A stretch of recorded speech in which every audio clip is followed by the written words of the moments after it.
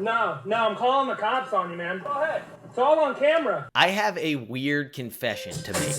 In the past week, I've gotten hundreds of messages that all go something like, appreciate you sticking up for us. I had no idea what I did and who us was. To make it even more confusing, this was only happening on Instagram on an account dedicated solely to my grandmother. Just like Kim Kardashian West, my grandmother was a superstar, all from a home movie. Same nationality, different kind of home movie. So I'm used to getting all sorts of messages, but this felt like a pattern and it left me very confused. How'd you do that? But then I found the culprit, or culprits, I should say. In the viral video I'm about to show you, people have been identifying and tagging me as the driver. Now, it's cool. I know all white people look alike. Though I've been in this exact situation many times. How are you? You're like a white guy.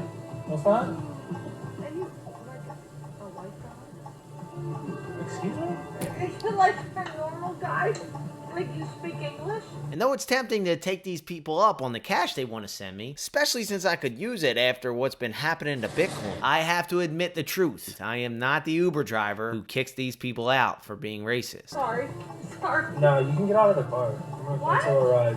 Alright, well then you can get out. I'm sorry, there's nothing I can do about this. Okay, now I see it. Honestly, I thought the outrage over this comment was a little over the top. You're like a white guy. That is, until I saw how it escalated at the end. You're a fucking asshole. It's all on camera, You're a man. piece of shit. It's all on I should camera. punch you in the fucking face. Like I said, I've had the exact thing said to me multiple times before, and I think it's somewhere in between classism and racism. Working this gig, I learned real fast how judgmental people can be based on what you do for a living. How old are you?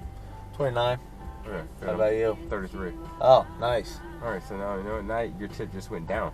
Well, Saying that because I thought you were a kid, but you're a grown ass man. What the fuck is your deal? What the fuck is your deal? What the? well, maybe I should kick you the fuck out of my car. What happened here is a story for another day, but the point is, people like to put others in boxes. And it's no secret, the box that reads Uber driver in a lot of people's minds has connotations of lazy, uneducated, or even dangerous. You're not kidnapping me, right?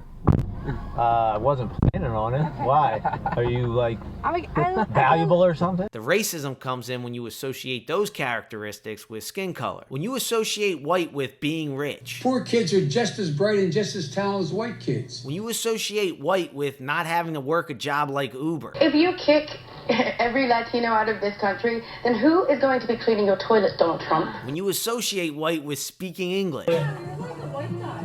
What's that? Like you speak English? Look, if you find yourself associating skin color with things that have nothing to do with skin color, you're probably being racist. And listen to me. What?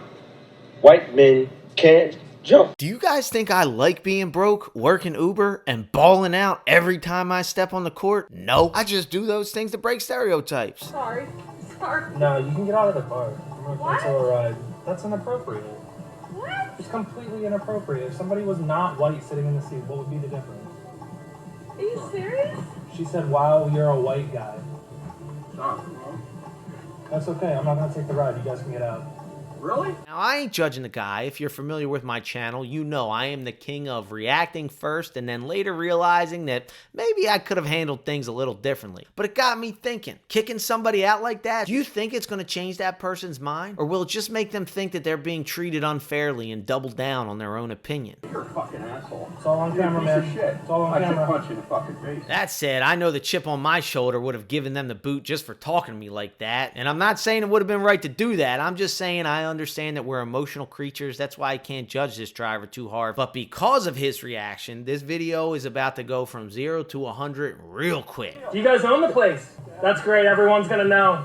Fossil's last stand for black people, right? But before we get to the N-bomb and the physical threat that goes with it, I gotta put a positive spin on this, because what I saw in between the lines of all the messages of gratitude that were sent to me, I saw a bunch of people who felt marginalized or forgotten, who were so shocked and grateful to see someone stand up for them. Again, not me. Recently, I went on a road trip and someone legit tried to kill me. I myself was getting a little down on the world that we live in, thinking it's full of angry and hateful people, until I realized that over the course of my trip, I'd spend over 40 hours on the road and interact with thousands of drivers, but I only had a problem with this one. And it'd be silly of me to form an opinion of the way the world is based on one asshole. And I think that applies here, because even though this is a video showing blatant racism, You're a fucking asshole. Yeah. Fucking nigger lover. Fuck you. It's not a story about racism winning. The most reckless thing that this driver did was, without being sure, post that the couple were the owners of the bar he picked them up from. Within only 2 days, Yelp literally had to shut down activity on its page because it was getting so much hate. Pretty comical hate, if I do say so myself. I even saw a post from a local band that played there and wanted it to be known that they are not associated with that bar anymore. And in another case of mistaken identity, the woman's ex-husband, who had nothing to do with this video, along with people who just happened to share the name of the guy who dropped the N-bomb, started getting threats. The place has been closed since the video went viral. Think about that. If you were a waitress at this restaurant, you are currently out of work because the owner's boyfriend used the N-word while talking to another white person. If you can't see that as evidence that the overwhelming majority of people don't like racism, I don't know what to tell you. If we lived in a world where this bar owner drops the N-bomb and the next thing you know, business starts to pop, I'd say we have a problem. But the exact opposite has happened here. In the real world, I know there to be 1,000 times more people getting along together than there is division. But social media and the news thrive on selling the opposite. Figured I'd share that perspective as I cleared my name from this good deed. Excuse me? Is it like a normal guy? Like you speak English? Sorry. Sorry. No, you can get out of the car. I'm gonna What? cancel a ride. That's inappropriate. What? It's completely inappropriate. If somebody was not white sitting in the seat, what would be the difference? Are you serious? She said, wow, you're a white guy. Stop. That's okay. I'm not gonna take the ride. You guys can get out.